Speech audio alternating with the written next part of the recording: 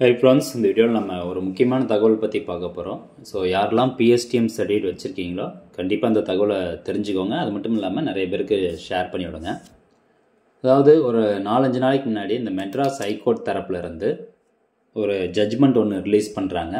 யாருக்கு அகெயின்ஸ்டாக அப்படின்னு பார்த்தீங்கன்னா TNUSRB அகெயின்ஸ்டாக ஒரு ஜட்ஜ்மெண்ட் ஒன்று ரிலீஸ் பண்ணுறாங்க.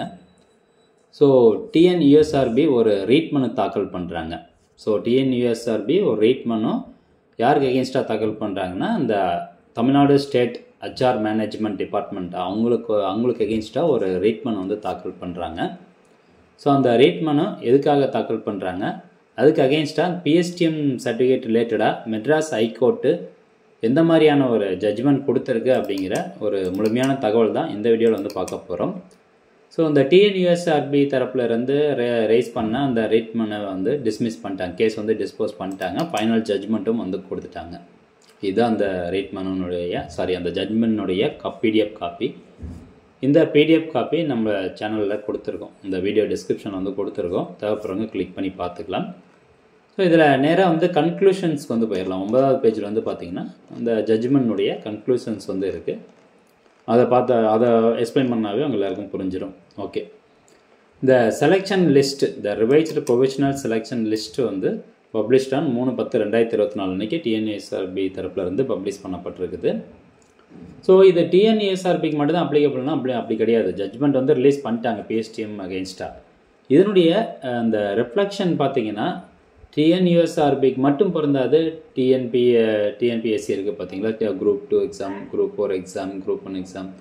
ஸோ எல்லா கவர்மெண்ட் எக்ஸாமுக்கும் எங்கெங்கெல்லாம் PSTM அடிப்படையில் இடஒதுக்கீடு கோர்றாங்களோ அங்கே எல்லாமே இது அப்ளிகபிள் ஆகும் அப்படின்னு தான் எதிர்பார்க்கப்படுது.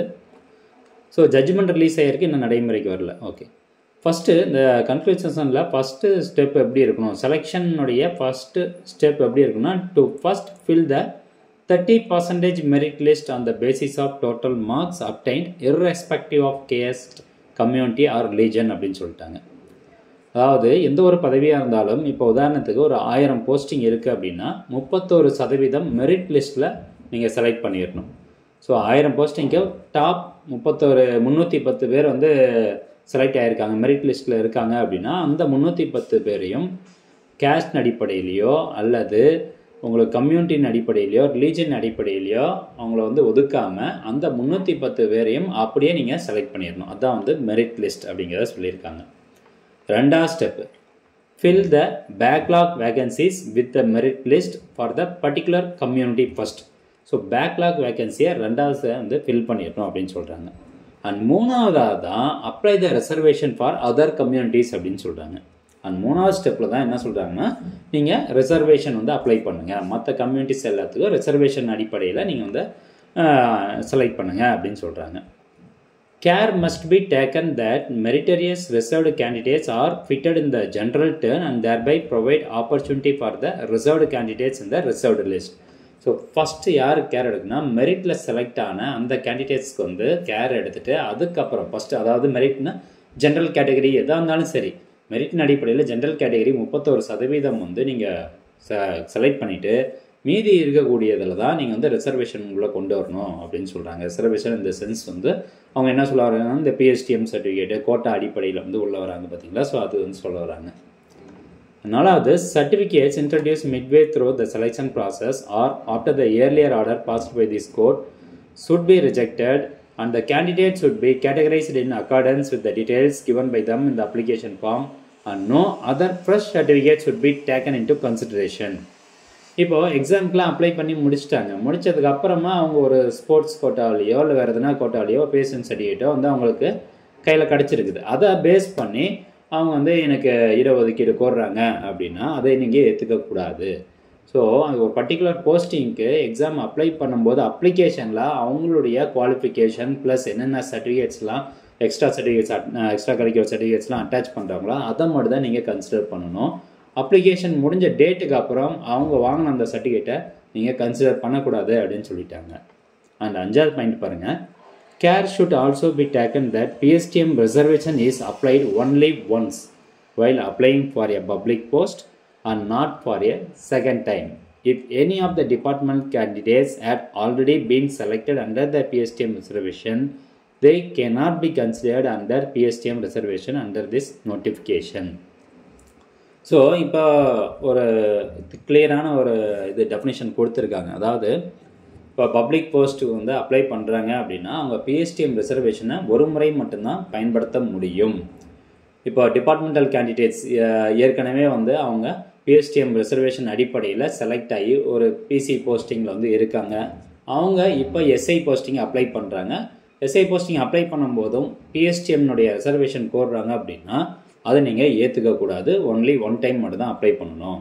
ஸோ இந்த இடத்துல எல்லாருமே தவறுதலாக புரிஞ்சிக்கக்கூடாது. இப்போ நான் வந்து இந்த வருஷம் குரூப் 4க்கு அப்ளை பண்ணுறேன், பிஎஸ்டிஎம் யூஸ் பண்ணி நான் வந்து அப்ளை பண்ணுறேன், பட் நான் செலக்ட் ஆகலை. அகைன் வந்து அடுத்த வருஷம் நான் குரூப் 4க்கு அப்ளை பண்ணுறேன், பிஎஸ்டிஎம் யூஸ் பண்ணுறேன் அப்படின்னா நீங்கள் தாராளமாக யூஸ் பண்ணிக்கலாம். செலக்ட் ஆனவங்க தான் வந்து யூஸ் பண்ணக்கூடாது. அடுத்தபடியாக இந்த பிஎஸ்டிஎம் ப்ரிஃபரன்ஸ் கிளாரிஃபிகேஷன் வந்து கொடுத்துருக்காங்க. On a careful reading of the Tamil Nadu appointment on preferential basis in the services under the State of Persons Studied in Tamil Medium Act 2010 and the rules framed thereunder, it is evident that the Act applies only to unemployed individuals applying for direct recruitment and not to those who are already employed in any service under the state or any other poor services அப்படின்னு சொல்கிறாங்க. அதாவது இந்த act applicable யாருக்கு ஆகுது அப்படின்னா unemployed individuals. இப்போ நேரடியான பதவிக்கு வந்து தகுதியான பதவிக்கு அப்ளை பண்ணுறாங்க, அன்எம்ப்ளாய்டு வேலை இல்லாத ஒரு தனிநபர்கள் வந்து அப்ளை பண்ணுறாங்கன்னா அவங்களுக்கு இந்த ரூல்ஸ் வந்து பொருந்தும், பிஎஸ்டிஎம் ரூல்ஸு. ஆனால் இப்போ ஏற்கனவே ஒரு சர்வீசஸ் ஒரு எம்ப்ளாய்டில் இருக்காங்க, ஏற்கனவே ஒரு கவர்மெண்ட் ஜாப்பில் வந்து இருக்காங்க அப்படின்னா அவங்க எம்ப்ளாய்டு, அல்லது ஏற்கனவே ஜாப்பில் இருந்து அவங்க ரிசைன் பண்ணிட்டு மறுபடியும் இன்னொரு பதவிக்கு அப்ளை பண்ணுறாங்கனாலும் அவங்க ஏற்கனவே சர்வீசஸ் பண்ணியிருக்காங்க. அவங்க பிஎஸ்டிஎம் வந்து யூஸ் பண்ணி செலக்ட் ஆகிருக்கலாம், அல்லது பிஎஸ்டிஎம் யூஸ் பண்ணாமல் கூட செலக்ட் ஆகிருக்கலாம். பட் இருந்தாலும் அவங்க ஒரு கவர்மெண்ட் எம்ப்ளாயி. அப்படிங்கிற பட்சத்தில் அவங்களுக்கு இந்த பிஎஸ்டிஎம் ரிசர்வேஷன் பொருந்தாது அப்படின்னு சொல்லிட்டாங்க. ஸோ தெளிவாக சொல்லிட்டாங்க, அன்எம்ப்ளாய்டு இண்டிவிஜுவல்ஸ் மட்டும்தான் வந்து பயன்படுத்த முடியும். ஸோ எந்த மாதிரியான 4 சர்வீசஸ்க்கு வந்து இது பொருந்தாது அப்படிங்கிறது கீழே டெஃபினேஷன் கொடுத்துருக்காங்க. Government services, legislature of the state, local authority, அதே மாதிரி முனிசிபல் மற்றும் கார்ப்பரேஷனில் வந்து வேலை பார்க்குறாங்க. ஒரு கம்பெனி இருக்குது, அந்த company government aided company, means கவர்மெண்ட்டை வந்து ஓன் பண்ணியிருக்கு அப்படின்னா அதுக்கு வந்து அதில் வேலை செஞ்சாலும் அதுக்கு வந்து அப்ளிகபிள் கிடையாது, பிஎஸ்டிஎம் நீங்கள் யூஸ் பண்ண முடியாது அப்படிங்கிற ஒரு டெஃபினேஷன் வந்து கொடுத்துருக்குறாங்க. ஸோ ஃப்ரெண்ட்ஸ், இதுதான் அந்த ஜட்ஜ்மெண்ட்டு வந்து சொல்லப்பட்டிருக்குது. ஸோ ஏற்கனவே ஒரு டிபார்ட்மெண்ட்டில் வேலை பார்க்குறவங்க அப்படியே ஹையர் போஸ்ட்டுக்கு அப்ளை பண்ணி அவங்க பிஎஸ்டிஎம் ரிசர்வேஷன் வந்து கேட்குறாங்க அப்படின்னா அது கொடுக்க முடியாதுன்னு சொல்லிட்டாங்க. ரெண்டாவது, ஏற்கனவே நீங்கள் ஒரு கவர்மெண்ட் சர்வீசஸில் ஒர்க் பண்ணிகிட்டு இருக்கீங்க, நீங்கள் ரிசைன்மெண்ட்டு கூட மறுபடியும் வந்து இன்னொரு பதவிக்கு நீங்கள் அப்ளை பண்ணி எக்ஸாம் எழுதுறீங்கனாலும் அப்பயும் வந்து பிஎஸ்டிஎம் ரிசர்வேஷன் எடுத்துக்கக்கூடாது. அதே மாதிரி ஏற்கனவே நீங்கள் கவர்மெண்ட் பதவிக்கு செலக்ட் ஆகியிருக்கீங்க, பட் பிஎஸ்டிஎம் நீங்கள் யூஸ் பண்ணல, பட் இருந்தாலும் ஒரு 2 வருஷம் அந்த டிபார்ட்மெண்ட்டில் வேலை பார்த்துட்டு மறுபடியும் இன்னொரு எக்ஸாம் எழுதுறீங்க அப்படின்னாலும் அப்பயும் வந்து பிஎஸ்டிஎம் ரிசர்வேஷன் எடுத்துக்கூடாது அப்படிங்கிறது தான் இந்த ஜட்ஜ்மெண்ட் வந்து சொல்லப்பட்டிருக்குது. ஸோ இதன் அடிப்படையில் டிஎன்பிஎஸ்சி தரப்பில் இருந்தோ டிஎன்யூஎஸ்பி தரப்பில் இருந்தோ இந்த மாதிரியான நோட்டிஃபிகேஷன் வருது, ப்ரெஸ் லிஸ்ட் தான் வருதா அப்படிங்கிறது நம்ம சேனல் அப்டேட் பண்ணுறோம். இந்த தகவல் முடிஞ்சவங்க நிறைய பேருக்கு ஷேர் பண்ணிவிடுங்க. மீண்டும் அடுத்த ஒரு நல்ல பதிவில் சந்திக்கலாம். நன்றி, வணக்கம்.